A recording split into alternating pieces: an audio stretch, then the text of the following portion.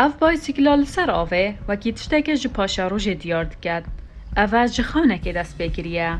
و لویر دامزرنر کمپانیه بایسیکله که لسر دریای ده هاجود.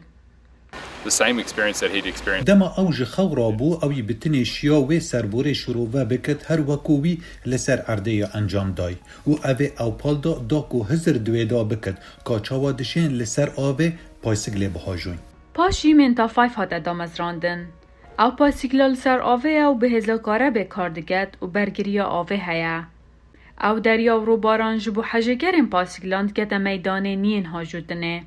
و بایسیکله پای در هنه و ماتوره که کهربه 406 وات و پاتریه که دکارید بو مویسه دمجمیران کار بکد.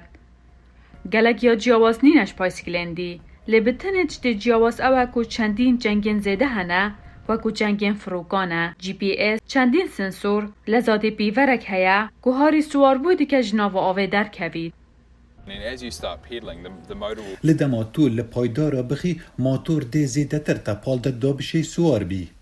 بایسیکل دکارید 20 کیلومتران دمجمیره که دا بچید. we don't have a wheel, so the whole متایرانی جبر هنده همو سیستم پالدان جدایه ام GPS بو لزیه بکارتینین.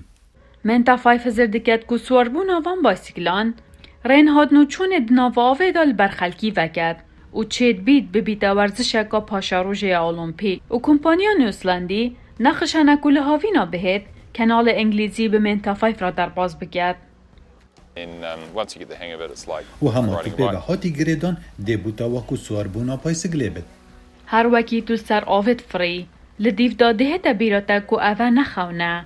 دم تو جهاجتونا پایسیکله دراوستی پادریاویر ومرید و هدی بن آفت بید.